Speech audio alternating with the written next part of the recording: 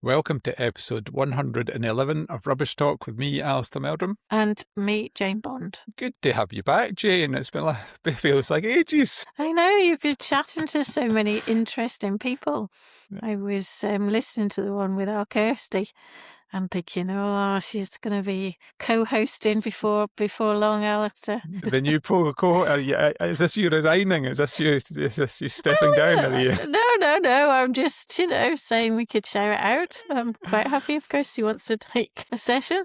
There we go. And just to keep it really topical today, we actually have a Veolia bin lorry that's actually broken down outside our windows.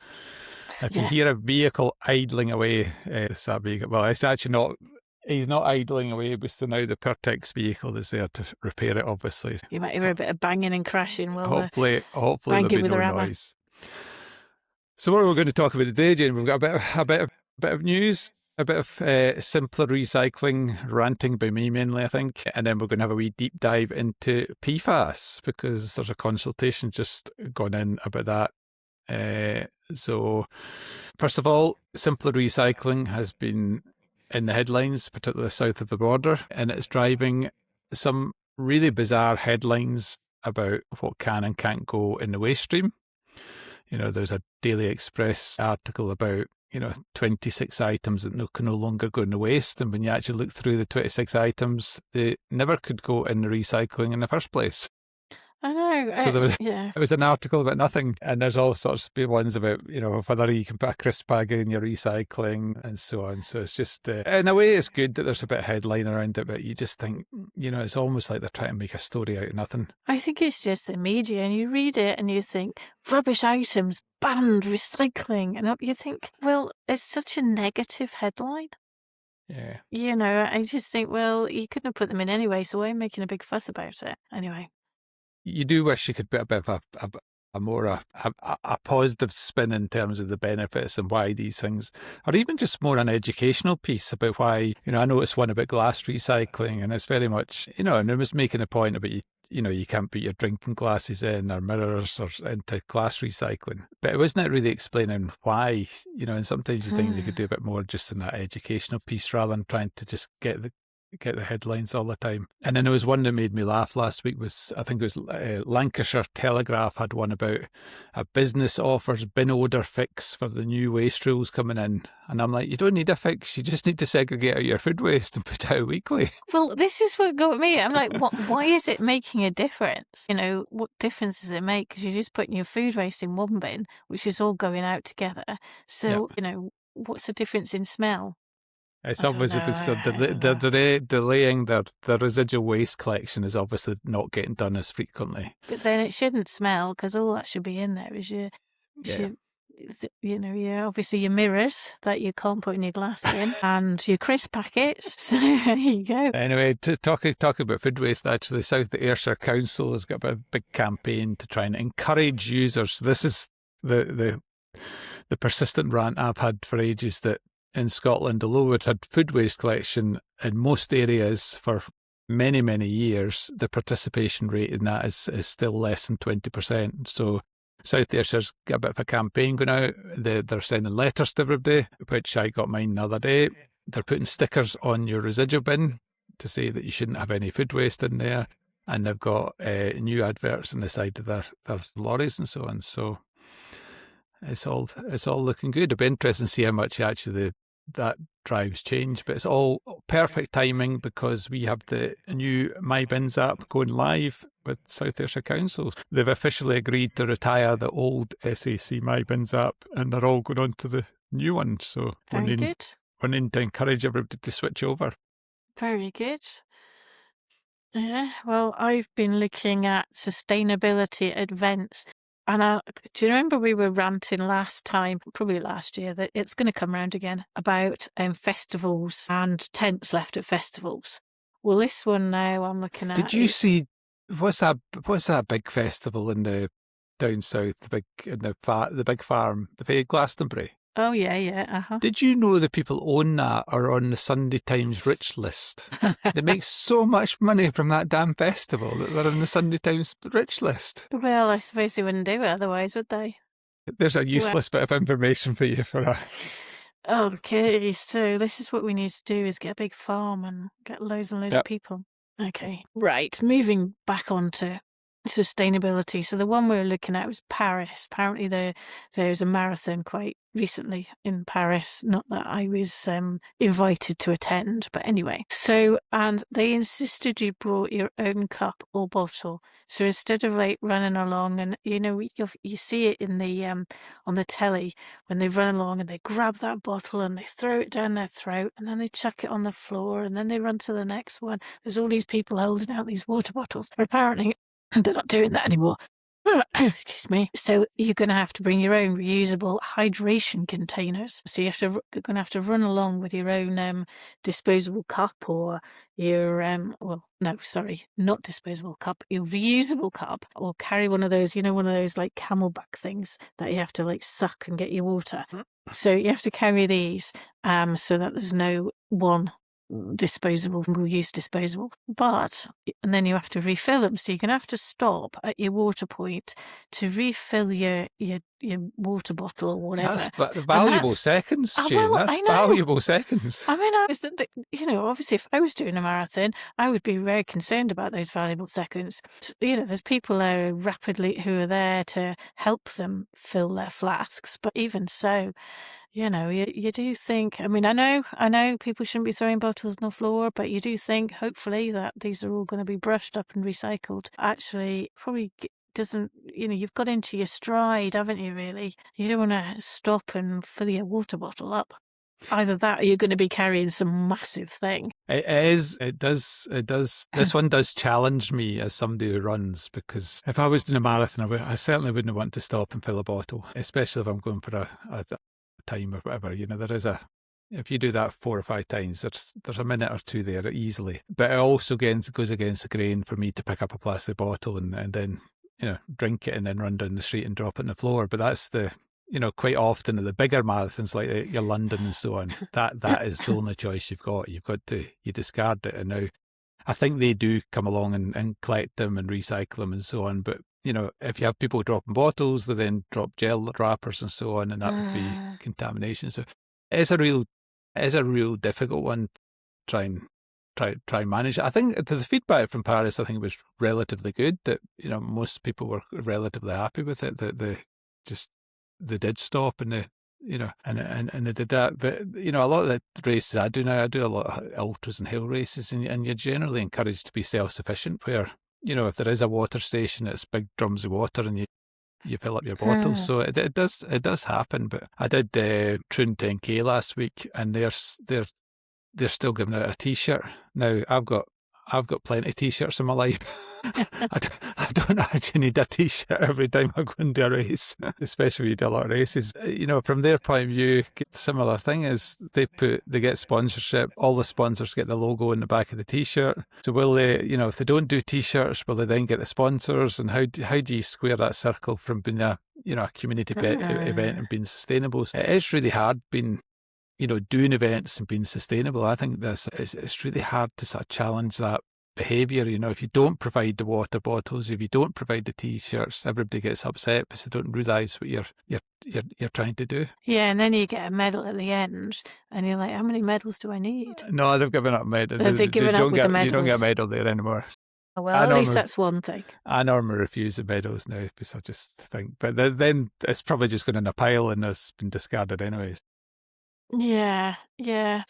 So we had from Paris to a slightly smaller event, but Mia and Helena from the office went in to do a P7 Careers Day for a local school. It was all local schools. It was great.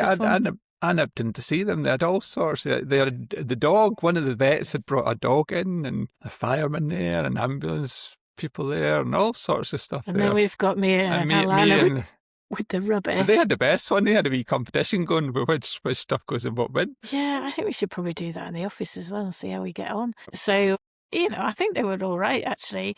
But what was good about it was they all knew that the batteries did not go in the residual bin. Well done, kids. Come on, adults. Get that, that thought in your head. But I think there was a bit of a disappointment when they got there to the actual careers day, because I think there was no recycling bins, which, you think if you're doing a recycling challenge and all the kids are up for it, and then there's nowhere to put the recycling, kind of defeats the object, really. But I met some of the Rotary ones there, and I challenged them. I said, look, come on, you've got to start making these events more sustainable. Said the paper cups for the coffee and so on. I said, you just need to start encouraging everyone to bring their own mug, bring their refillable water bottle, and you'll not produce any waste in the first place.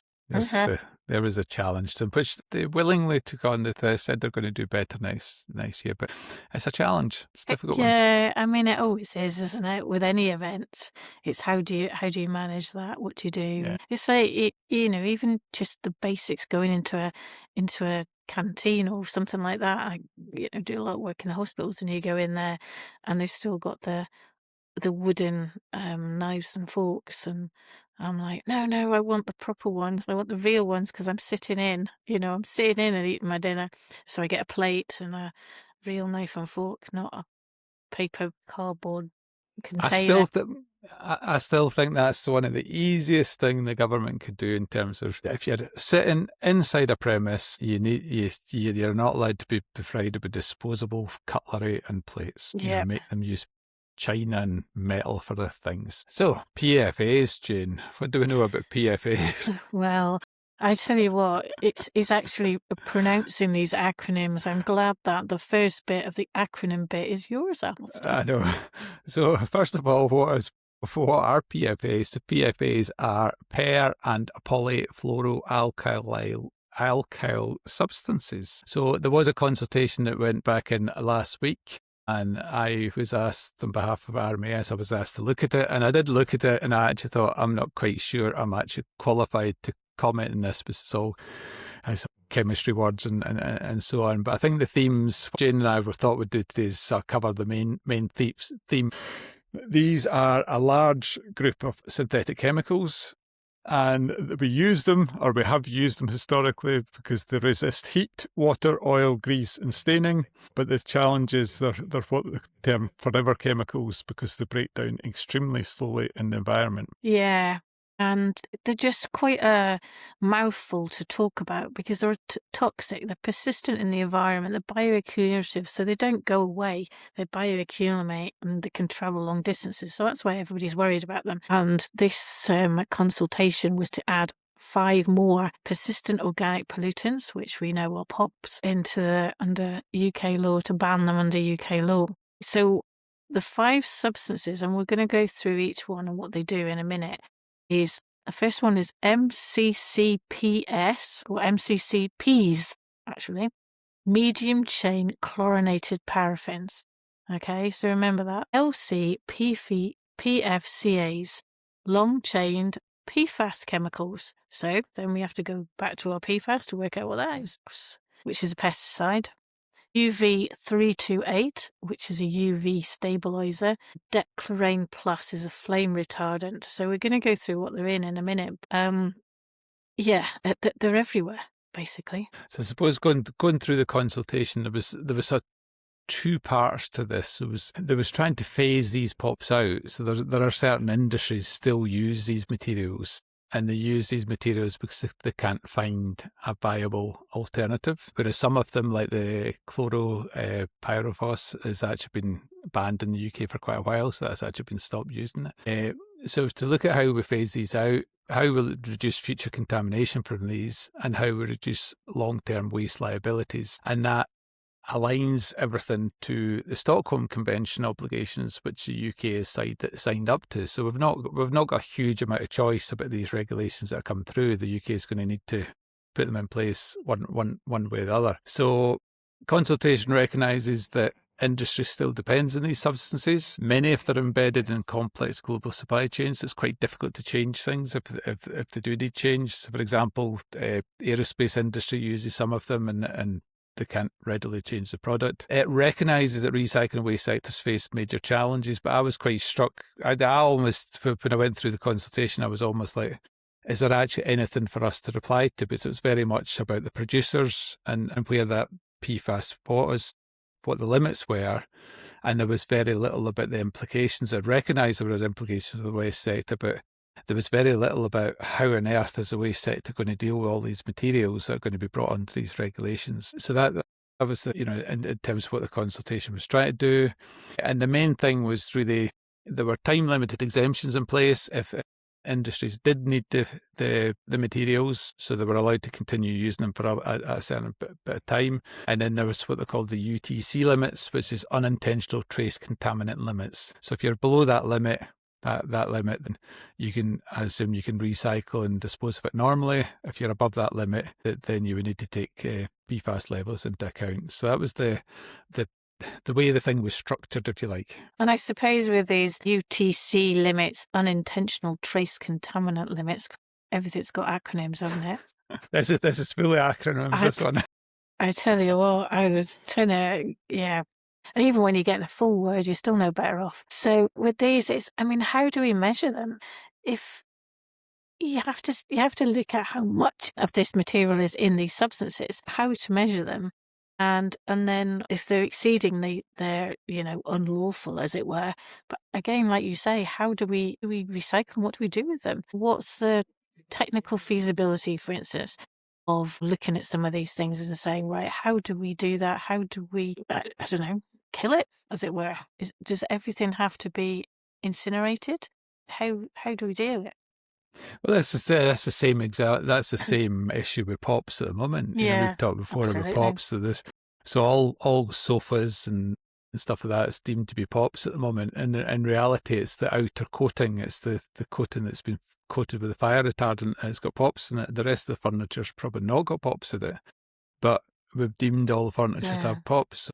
And then that's got to be incinerated. But generally, it's not been incinerated at high temperature incineration. Normally, it's going to residual waste type incinerators. So there's an issue whether they've got licenses to do it, whether they can operate at high enough temperature to destroy the POPs. So, lots of disposal questions as well. Must be quite, because even if you do you incinerate these things, are they still in the ash? So then you're going to sample that ash for all of these persistent organic pollutants. It's going to cost an absolute fortune, even just in the sampling, never mind anything else. Oh, the testing for this stuff. Testing. A nightmare, absolute nightmare. Yeah. So what are these things used for then? So the first one, the first one is MCCPs, which are the medium chain chlorinated paraffins. I always think of paraffin. We used to when I was growing up, we had a paraffin heater. Remember paraffin? Yeah, Jane? Absolutely. Always had a paraffin heater. There's probably people in the college who don't know what paraffin is, but we used to have a paraffin when it got really cold, when the windows were frozen inside the house. The paraffin heater used to come out, and it had a very distinctive smell. Nice smell, actually. All your clothes smelled of paraffin when you, Yep. Yeah, I remember that. Anyway, that's not what MCCPs are anyway. So they're widely used in PVC, polyvinyl chloride. They're used in cables. They're used in sealants. They're used in paints, adhesives, metalworking fluid, rubber, leather, aerospace, and defence. So, in other words, they're just about every place. Yeah. It's the sum up, I think. They're especially important. They're already present in recycled plastics and PVC. So they're already there. So, potentially this proves a real barrier to plastic recycling if we suddenly find there's loads of these in recycled plastics. They overlap with existing short chain chlorinated paraffin problems, and they're really difficult to identify analytically. So all nice and easy. Broad exemptions are between 2031 and 2041, depending on the sector. Obviously, the later times are for the ones that are really hard to replace. The limits proposed is 3% in substances mixtures and 0.45% in articles. But the EU is proposing a tighter limit of 0.1%. And so there's some divergence between the EU and Britain and the EU, which probably causes problems for Northern Ireland. Consultation did recognise there was issues with recycling impacts, as I just mentioned about the plastic, supply chain complexity, legacy projects, and long transition periods may be needed to put this in place. But from a waste management perspective, if you think that list of subject cables, sealants, paints, construction demolition waste is going to have a hell of a time, I would think. Yeah. Yeah, that's and because the next one we've got are PFAS, LC, yeah, that one, PFCAS is, which I can't remember what they stood for, Long long chain. chain poly something. So these are, again, historically in electronics, coating, textiles, firefighting foams, fluoropolymers, semiconductors. So it does say the UK assumes most uses are already phased out. So you'd like to think that if you did sample some of these, they wouldn't have these long chain PFAS in them. And there's very low limits of because of that, I guess. So it's like 0.025 milligrams per kilogram, which is, pretty low. And 1 milligram per kilogram for the related compounds.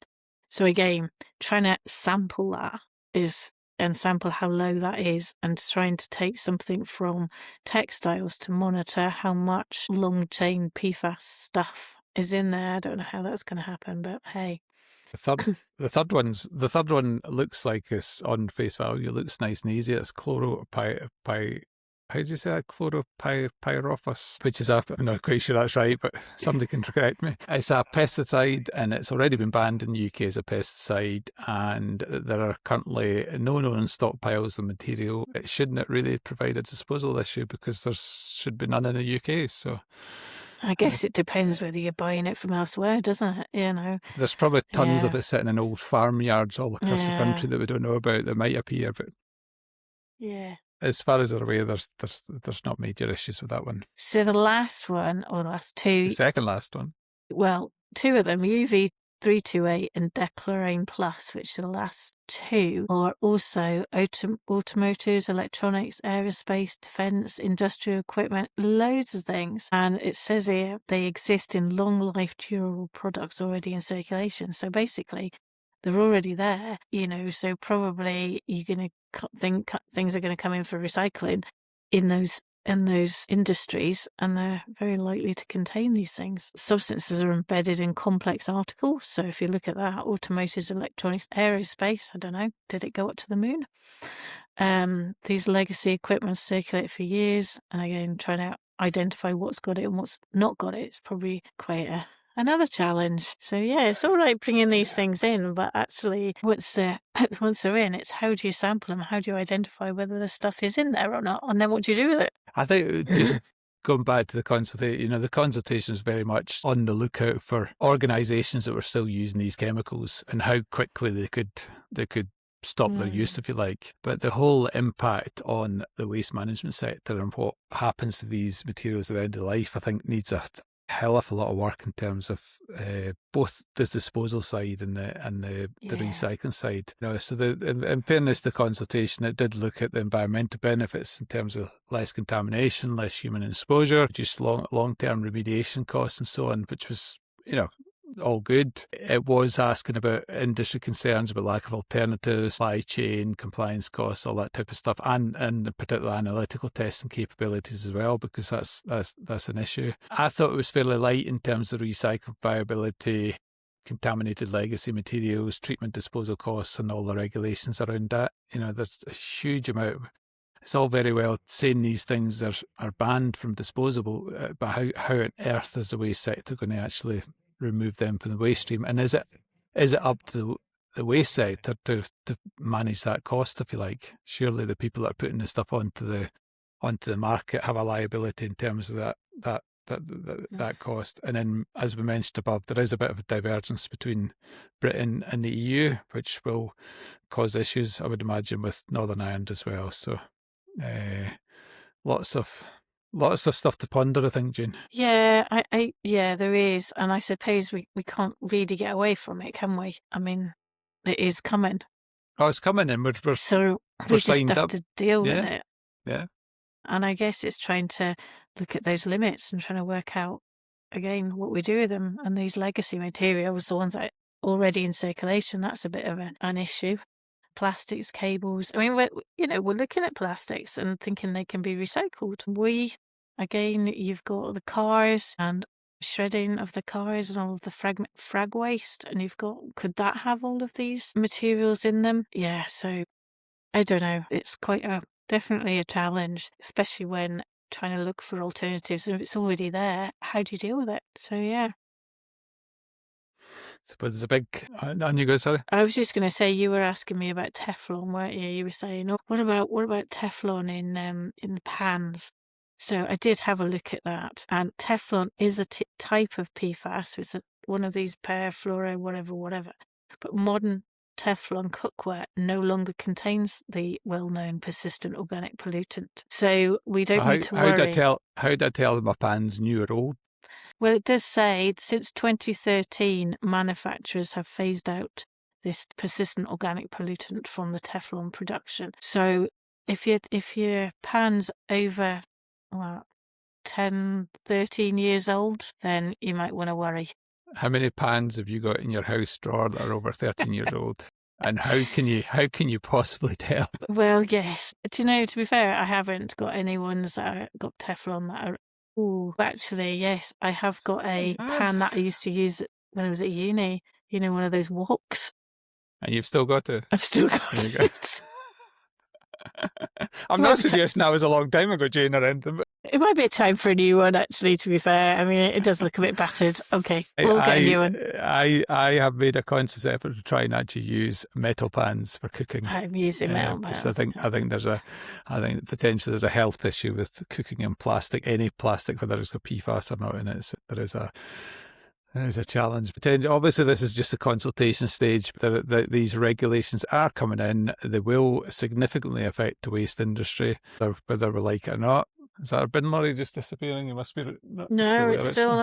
I think probably another bin lorry. There's other window I saw it disappearing. And the real practice, from the recycling side, the practical question is whether further pop limits support a circular economy or unintentionally push more waste to disposal. And I think the reality is it's going to push more waste to disposal, and it's going to further complicate the waste chain. So watch this space, I think. And I suppose, back to cooking, you've got your air fryers now, haven't you? And they're all kind of plastic, but I tell you what, I'm not going to do without my air fryer. You like your air? I quite like my air fryer as well. I love my air fryer. Anyway, back to Scotland and regulations. So the Waste Scotland regulations, 2012, we're doing a survey, or Scottish Government and SEPA are doing a survey on these regulations. So there's a survey on the page which is looking at the on-the-ground experience of commercial waste, as in, are people complying with the regulations? So it's about, have these places got recycling? Does it comply with what it's supposed to comply with? I think they're just trying to get some feedback, because there has been the anecdotal feedback there's not enough recycling going on in commercial organisations, which is probably true. Given you see it if you look outside a bin store in a pub. No, but given that school we just spoke about didn't have any recycling, I mean, you know, that's... And I think people don't really understand everything that's supposed to be recycled, perhaps, or their obligations. Yeah. No, it's good. It's good to see that actually doing it. What's that? 14 years after the legislation was put in place, we're actually going in and actually checking that it's actually working like the way it's intended. So if you are in the business of providing a recycling service to businesses, then that's maybe one that you want to have a look at and respond to. My view is very firmly that most commercial companies aren't doing what they should be doing, or as well as they should be doing, and they're sort of paying lip service to it. And it was interesting. I did a presentation for REHIS, the Royal Environmental Health Institute Scotland, a couple of weeks back, and that was one of the things that I was sort of talking about, because when that legislation came out, it was meant to be, the basis of it was meant to be local authority that actually, generally when they were going in doing their food hygiene inspections and their council inspections and so on, they were meant to add in the whether they were complying with the Waste Scotland regs, and then if there was a compliance issue, then they passed it up to SEPA. And SEPA at the time had a team that were going to sort of go in and respond to that. I know that happened in the first couple of years, but it's not been happening for the last probably about 10 years. True. So I'm not saying I'm misunderstanding, but there was sort of, it wasn't really clear who was actually doing that regulation, whether it was local authorities or whether it was SEPA doing it. So it's pretty much a topical subject, and it's good to see they're actually having a wee bit of a look at it. So hopefully lots of people will respond. I can't respond because I'm not a waste collector, so I've been tempted to try and see how I could do it, but I can maybe do it as a concerned bystander. Okay, And then we've got bad news about landfill. Landfill's been in the bad news again, Jane, by the looks of it. Yeah, these poor people dying on a ship with this hantavirus is all due to some guy going bird watching, apparently, on a landfill site. At a landfill site. I mean, what are you going to see bird watching on a landfill site apart from seagulls? Yeah, I've told you the story about the. Have I not told you the story in this podcast before about the Arctic tern at the landfill site I used to work at? Okay. So I was at the site one day at the landfill I used to run, and we used to have a bit of a seagull problem. We had thousands of birds soaring above the landfill site, and one day this wee car drove up. A very polite man asked to speak to me, and I was, oh, here we go. What have we done now? What have we done? And he said, he pointed up to the sky and he said, look up there. He said, there's 2 Arctic terns up there and you don't get them. You know, that's really rare in Scotland. You don't get them. Do you mind if myself and some of my bird watching friends come up and watch the Arctic terns? How on earth he could see the Arctic terns within the other thousands of gulls, I don't know, but he could. And they came up to that site for weeks on end to watch these 2 Arctic terns that were in amongst the seagulls. Really? So, oh my God, those Arctic terns there you look go. just a fancy seagull. So the poor man in Andes went to the landfill site to watch some birds in Argentina, and then he's getting the blame for taking the hantavirus onto the boat. Yeah, it certainly went round the boat, didn't it? All those people who died. So I'm more worried about this Ebola in Africa at the moment. That's Yeah, it's not a good one at the moment. that wasn't from a seagull on the landfill That site, wasn't was a it? seagull, No. but That's okay. this one that's active in Congo, Democratic isn't it? Republic Yeah. of Congo is the one with no vaccine at the moment, so it's not Okay. good. And they missed it seemingly. The DRC's got one of the most robust monitoring systems for Ebola of any country in the world because they've had so many outbreaks, and for whatever reason they were about 3 weeks late in identifying it. So it's how taken many hold a wee bit, people? I think. Yeah. Okay, and we're going to end up on a bit more of a high happy note. Yes. We need a happy After note. all of that. So there's if you have a look on Facebook, well, I found it on Facebook, and there was these 2 people who have been cycling in a tandem from Land's End to Johnny Groats. And they were just, well, it was kind of beginning of May. They must have finished by now, but they were pulling wheelie bins behind them to raise awareness of litter dropping. Right, so if you look at the photos, it is quite cool. So there's not just a tandem, but they've got two bins following them in a tandem as well. So the idea is raising awareness of dropping litter, and I think they're also trying to collect litter on their way. So well, actually, if they're going to do that, then they may still be cycling, to be fair. Yeah, and they actually took their wheelie bins right up Snowdon, Scarfell Pike, and Ben Nevis. Oh, did they actually take them up? Impressed. I never realised so they took impressed with that. Yeah. Did they carry them up or drag them up? Well, That's a hard question. It doesn't say. They just says they've taken their wheelie bins. I presume they'd have to have special wheels, wouldn't they? They need all-terrain wheels on their wheelie bins, otherwise they'd never get up there. So if anybody's interested, you can follow them on Instagram, and their sign or whatever you call it is Alfie Odd Job. Alfie as in ALFIE Odd Job, all one word. So there we go. As usual, we'll put the link up on the show notes. So, and I think that's us, Jane. I'm exhausted after that PFAS. Actually, I know. We're tongue-tied completely with all those acronyms and letters, but I just don't know what's going to happen with the PFAS. So the government's stuck. They've got to comply with the Stockholm Convention. It's going to come out, and the sector's going to say, "Why on earth are we getting all these rules and regulations?" And I just think when stuff like this comes out, there should be some sort of mechanism to provide a bit better support to the waste sector about how to manage these things. Yeah. You know, who pays for that? I don't know, but there needs to be someone better. But the mess we got into with the pops and the furniture was ridiculous, and is back to the waste sector having to pick up all the problems of society and just get on and deal with it with, hee-haw support. So yeah, that was almost a rant. We didn't actually have a rant for the week, but that is probably as close as a rant as we're going to get this week, isn't it? Yeah, I think that's a fair rant, to be honest. I think we ranted all the way through, but anyway. Yeah, good. Well, Okay. thank you very much. Yes, and thank you. Thanks for tuning in. We hope you enjoyed this episode. See you again next Thursday at 4 p.m. Don't forget to follow, share with friends, and send us your feedback at hello@rubbishtalk.co.uk.